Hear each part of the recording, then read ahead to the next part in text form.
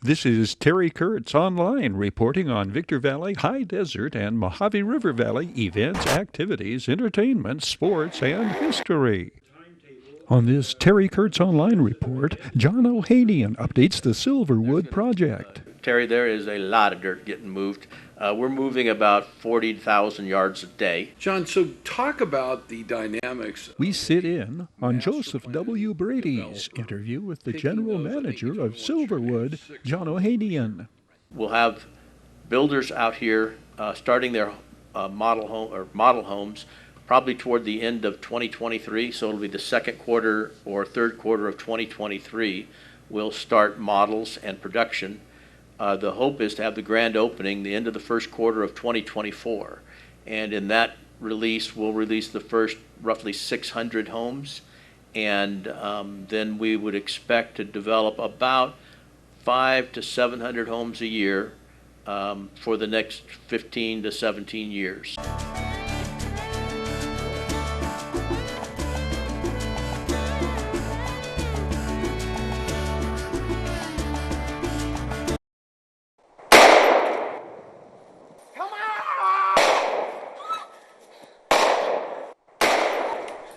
Hi folks, I'm Tino Luciano.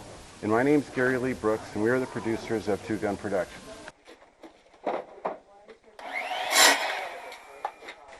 Well, today we're here at the Segi Ball. It's Segi what? Segi Ball. Segi B. That's a word. Segi B. On our second day of filming Retribution. It's a cold morning. Yesterday we got rained out.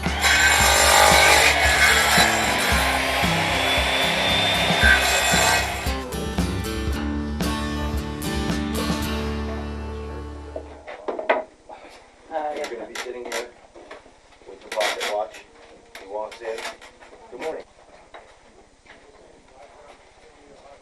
Doing good? Huh?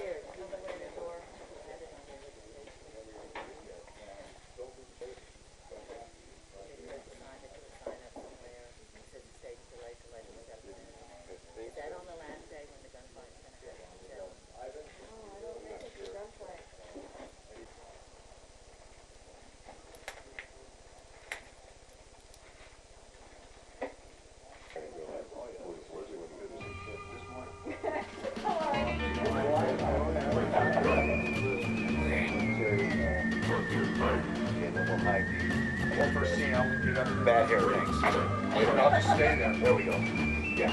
Yeah. Then your banter, you guys banter right here. Back and forth. Yeah. Better.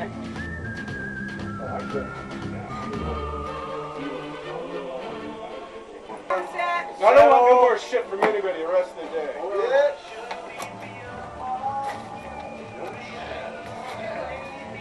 You ain't gonna get no shit from me. I don't want no shit from you. What can I do for you? Take care of it. Action. We hope you're going to enjoy this behind-the-scenes footage of Scene 6, Retribution. Gary here, he's the writer. Tino here is the director. So much fun. We're all like a team, you know?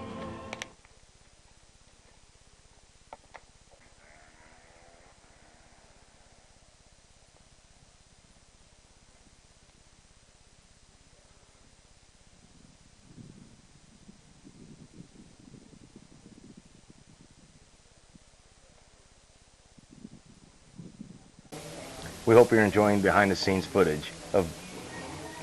Damn it. Here we go. We hope you're enjoying the behind-the-scenes... We hope you're enjoying episode 6 of Retribution. Okay, I'm done. Film, Gary. No.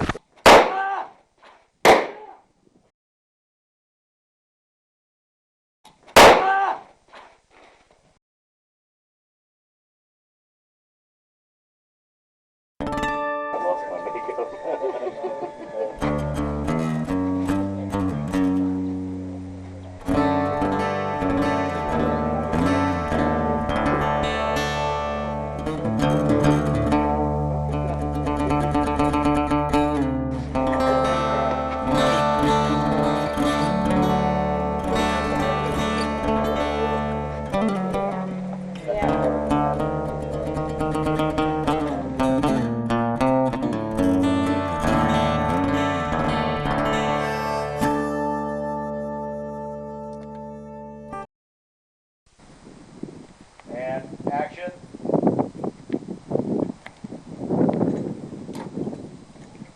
So, Biz.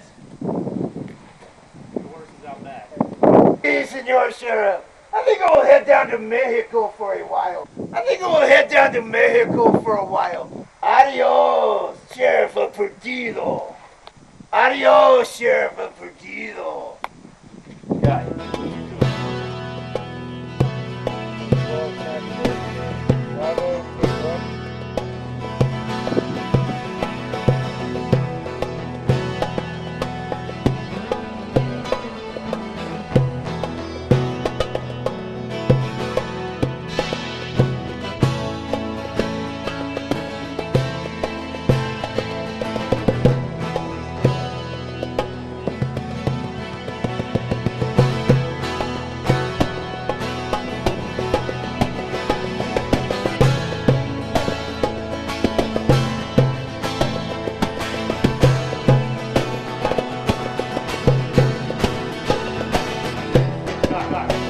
I've got a question here. Yeah. What's up, Doc? Question. What was the question?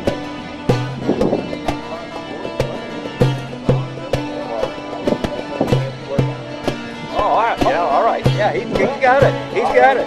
Good luck. Yeah. All right. Yeah. Here we go. Say what? You bend over there for a second, and we'll pick you right up.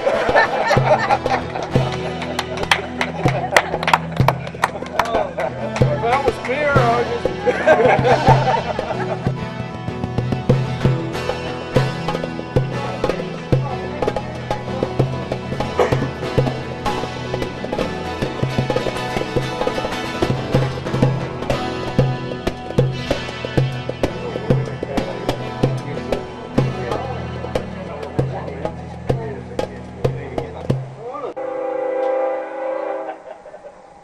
So when I chew it. Okay. Camera speed. Thank you, Marco. 9 Charlie, take 1. Hit me. No go. No go.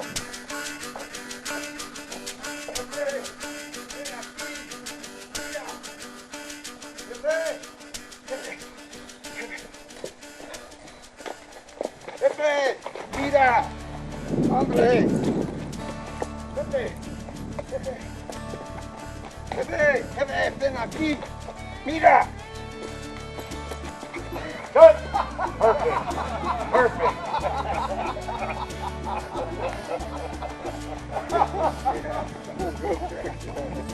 And action.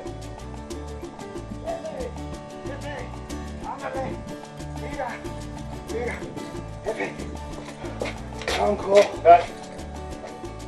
Oh, you got it. That's a good one. That's a good one.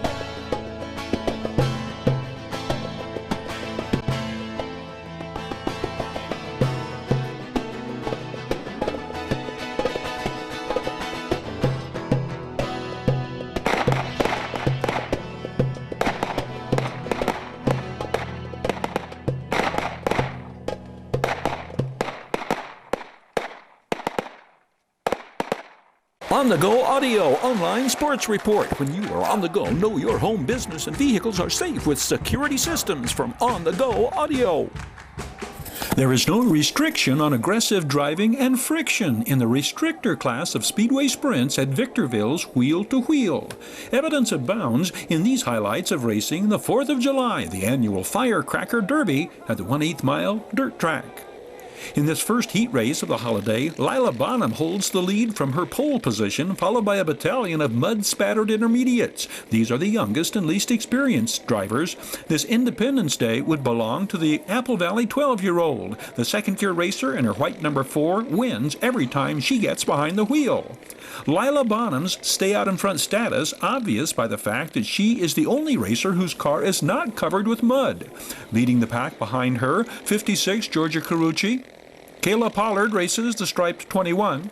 Green dollar sign is Cash Culp at 6th, the youngest racer in this heat race. Charlie Sabers in her orange multicolored 6. She is age 11. Lila Bonham crosses under referee Dwayne Oros's checkered with Kayla Pollard in second. 5 more intermediates venture out in heat race number 2, the 7-car, 8-year-old Trent Johnson. Hot on his wheels, 31, Alyssa Smith. Smith will bolt to the forefront on the backstretch, and once the Norco 13-year-old gets in the lead, it's very difficult to overtake her. The Animal, Cart 17, David Carpenter, now up and into second place. And as carts are about to leave the track, Stevie Rogers in her 3 cart slides into Alyssa Smith. Rogers will be shaken up and will not return to the track this night. First heat race for Pro 500 Speedway Sprints, John Ohanian, white 7. Brian Struder's blue 10, 39, gray cart, Buck Blair, whose night will end prematurely in the main. John Ohanian is trying for back-to-back trips to the winner's circle in the main event. The second Pro 500 heat race of the day, 86 is Eric Jackson up from Long Beach. Red 35 with gold lettering, Eric Englert. 57, Jeff Hines, back after a leave of absence. Keep an eye on all red 3, Kim Sullivan, long-awaited return to wheel. Tremendous amount of experience among these drivers. It is Jackson, 2009 Rotax Senior National Go-Karts champion with 8 championships in karting, winning the heat, holding off Kim Sullivan. These are the restrictor plate race kart drivers. This class is becoming the most heated as a just-turned 12-year-old Austin Brundage in white number 3, 13-year-old Jason Perky, bright green 20, and a 17-year-old girl, Sophie Riley, in 18, step up to their game in gaining ground in attempts to overtake 30-year-old Daniel Bennett in season points. Bennett in bad black 29. In the second heat race of the day among restrictor class drivers, Austin Brundage is spun around by Daniel Bennett. In the first restrictor heat race, Austin Brundage led from start to finish, Daniel Bennett finishing second. This is the second restrictor heat, the one where you saw Austin Brundage get spun in the first lap. Here we have 2 laps to go. Jason Perky is in the lead. He and Sophie Riley virtually neck and neck. Perky holds the lead under the 1 lap to go white flag. Sophie Riley bumps him aside in turn 2 to take the checkered. Austin Brundage finishes second, Jason Perky third, and Daniel Bennett fourth. Here is the first of the main events. The intermediate main, Lila Bonham has earned the pole position. Alyssa Smith, 31, up high in the first row. 17 behind Lila Bonham. David Carpenter, 21, the wild child, Kayla Pollard in her black and white stripes. White 9, Corbin Sabers. 10 intermediates in the main, and they get a little tangled up out of turn 1. Lila Bonham is not affected already with a substantial lead over Corbin Sabers and Kayla Pollard as Alyssa Smith drops out of sight. On the restart, it is Lila Bonham, Corbin Sabers, Kayla Pollard. 56 is Georgia Carucci. Kayla Pollard tries to close the gap, coming wide behind Corbin Sabers, Lila Bonham maintaining her lead. The 12-year-old out of Apple Valley continues applying the pedal to the metal and brings home the Firecracker Derby first-place trophy. Her 2 victories in heat races and this victory in the main catapult Bonham past 4 others and into 3rd place in season points. Here come the Pro 500s. 35 points leader Eric Englert, last season's restrictor class champion. He's alongside wily veteran Kim Sullivan, 3. The red flag comes out when Buck Blair nearly climbs over the wall, ending his night. Restart, the field reduced to 9. John Ohanian starts row 2 up top and wastes no time edging himself past Eric Englert and into a lead he shall not relinquish. As this restart shows, John Ohanian readily and immediately sets his white number 7 apart from the rest of the field. It will be Eric Englert second, Kim Sullivan third. For John Ohanian, a second consecutive victory in the Speedway Sprints Pro 500 main, barreling him into the lead in season points at the midway mark of the season.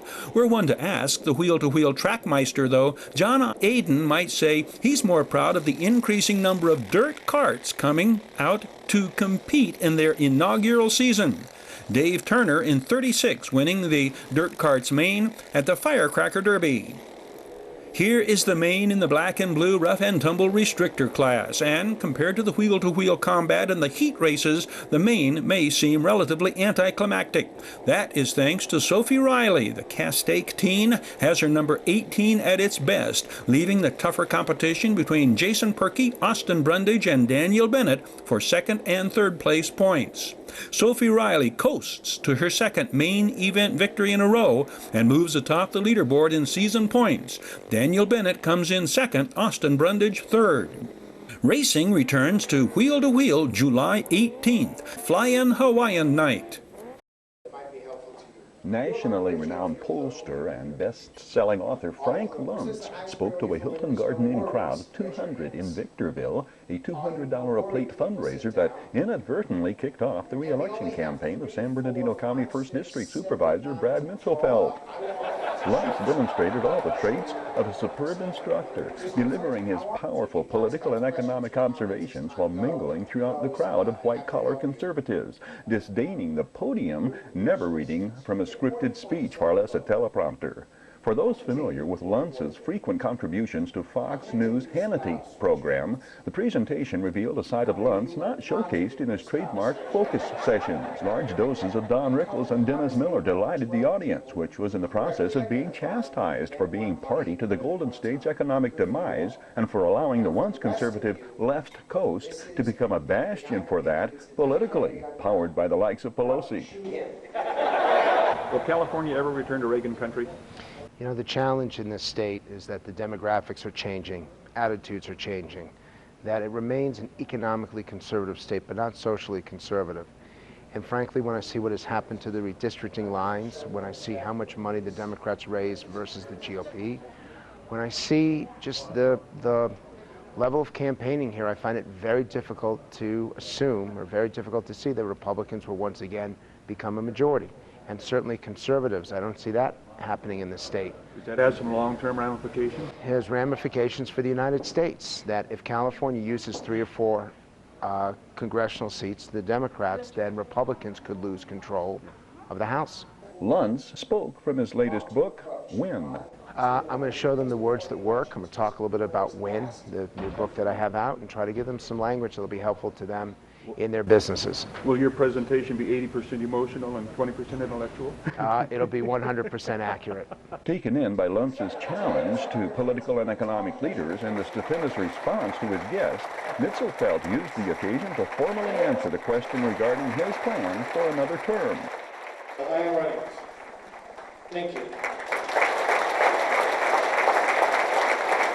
I didn't actually plan to announce it, but when I looked around the room and a lot of people had encouraged me to, this is a bit early to be announcing an election, but today it just felt right. Though no bombshell, the declaration was not the only one of significant impact. With Victorville Mayor Ryan McCachran on stage, Mitzelfeld announced he'd learned earlier this day that the funding for the long-awaited Nisqually interchange had finally been approved in Sacramento. Mitzelfeld credited the youthful Victorville mayor for his lead in pursuing the procrastinated confirmation of state funding for the interchange. I'm very glad to hear that. That's great, and it just shows. Having Frank Luntz here is a great honor for the Victor Valley. You know, the Victor Valley is it's a thriving area. It's a region to be reckoned with. And we had last year we had Karl Rove here, and he even mentioned it when he was on Fox News that he had been to Victorville, and he and Bill O'Reilly argued about who knew more about Victorville. And you know, it's just a major area. And you know, Victor Valley is much more like the rest of the country politically. than most of California. So Frank Luntz understands the middle America and really the values of flyover country, you know, the majority of this country, and he knows them very well. And so I think he's comfortable in a crowd like this because this is middle America. The Victor Valley has the same values and of limited government and maximum freedom, limited taxes and public safety and strong military, and those are the things that I think most of Frank Luntz's clients want, and those are the things most of my constituents want. So, and he laid down the challenge. He said, you need to fight for it and make this state a place where people want to come again, and where a place that everyone dreams of coming to, and that's something to work for, and we all need to heed that message. Terry Kurtz Online was brought to you by Down Home Grill in Victorville on the corner of Bear Valley Road and Ridgecrest Road. Bid fast and last, world-class auctioneers. Solid quality truck body, family owned and operated since 1954. The Bradco Companies, our area's longest standing full-service commercial brokerage firm. Ewanzak Law Firm, trial lawyers for serious problems. And by the Community Table Restaurant in the Holiday Inn in Victorville. The Holiday Inn, favored destination for travelers and visitors to the Victor Valley. Terry Kurtz here, throwing out an invitation for you to catch up with High Desert Sports Activities, your High Desert Sports Report, showing 3 times every day on Victor Valley TV, 7 and 11 every morning, 4 every afternoon. We hope you'll join us right here on Victor Valley TV. This report is on a Victorville truck driver who is the best at his craft, winning statewide competition in his company's home state of Nebraska. It is Brad Graybill of whom we speak. Brad is a veteran of 37 and a half years behind the wheel, driving 18-wheelers, running heavy equipment, hauling freight. He has driven for Werner Enterprises since 2008. In 2013, Brad Graybill placed 3rd in Nebraska's flatbed truck driving competition. This year, he won the Nebraska Flatbed Championship, qualifying for the Nationals. What are the factors that are essential? Is it skill? Is it experience? Is it the truck? Is it a combination of all 3? Or is one far more important than the other? It's pretty much a combination of all 3. You have to be a very skillful driver on the course out there to compete against top competitors that, you know, you have at the state level. Drivers undergo a written examination, personal interview, pre-trip inspection test, and finally, the skills test. Is there one part of the flatbed competition that you know is going to be most challenging? You never know what the course is going to be or how they're going to require it, but is there a backing up or is there a turn that you know, if I can get through this, I know I've got it made, or is it all pretty much even? No, it's changes from competition to competition, and one of my toughest ones that I have to, you know, that I do is what they call a right steer tire 5 and dime, and what that is they set these plates up that are marked with a 10 and a 5 on it in an arc, and you have to bring your right steer tire around that arc and hit each one of those plates to get a score. Left side's easy for me, but right side is one of the toughest ones to do. Are those time measured? Is there a time factor must be done, or you're better off the faster you do it? You're better off going slow. Okay. Yeah, because you're given a set amount of time to run 6 problems on the course, and you don't want to go too fast because a lot of times the faster drivers, they will mess up and not score. And you can get 300 points on the drive part of it. In the 2015 National Truck Driving Championship in St. Louis, in mid-August, Victorville's Brad Graybill finishes 23rd among the 431 drivers competing. The National Truck Driving Championships is a competition of professional truck drivers hosted each year by American trucking associations. This competition dates back to 1937 when it was known as the National Truck Rodeo. National finals are made up of the winners in 8 classes of competition from 50 state trucking associations championships. You're in flatbed competition. Does it vary? And I mean, the vehicle we see behind you is not what you'll be using in competition. Are the other classes a lot different, or is it essentially the same type of thing but different vehicles? Pretty much same type on these. I would say for like the skills driving course is pretty much the same for all the vehicles except for the doubles class. They'll have a couple different problems that they will do that the regular tractor trailers won't do. And then they also have what they call the step van class, and that course that they do will be a little bit tighter.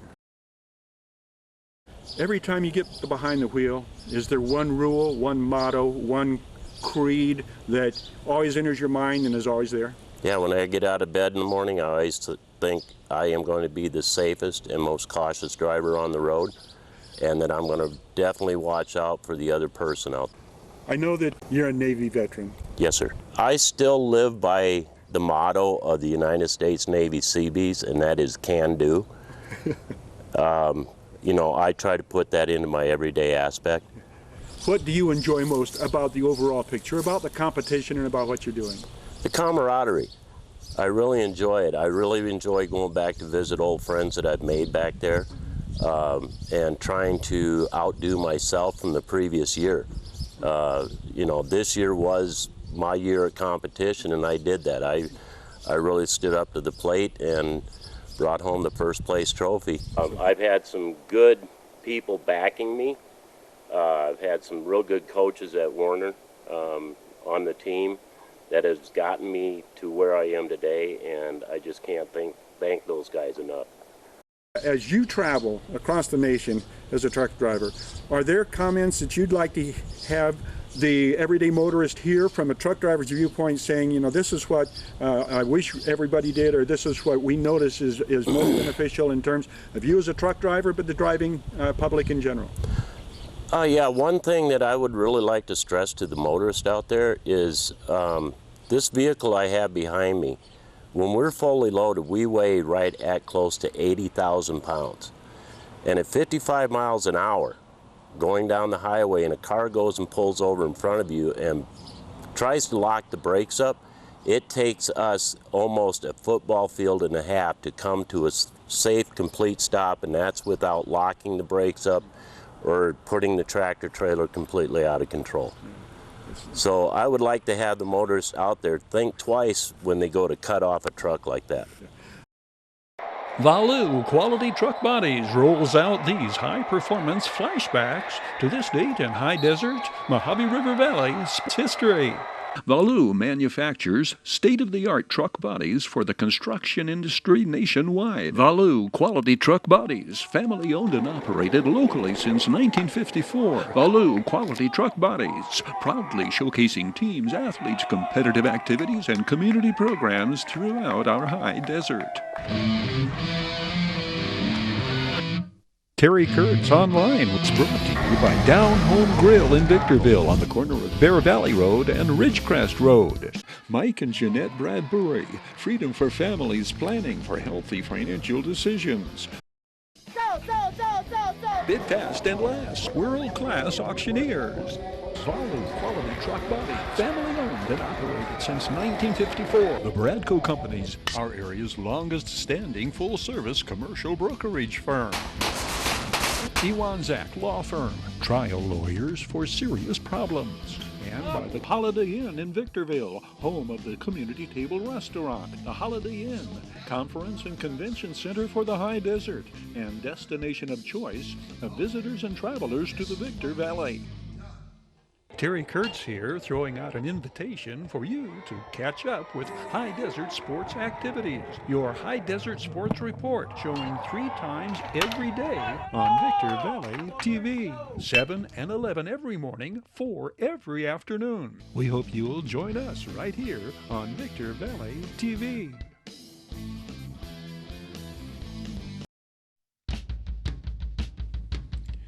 That's going to do it for this edition of Terry Kurtz Online as we close out to the pounding rhythm of Hank Miranda's final exit. Thank you for watching. Hope to see you again next time around.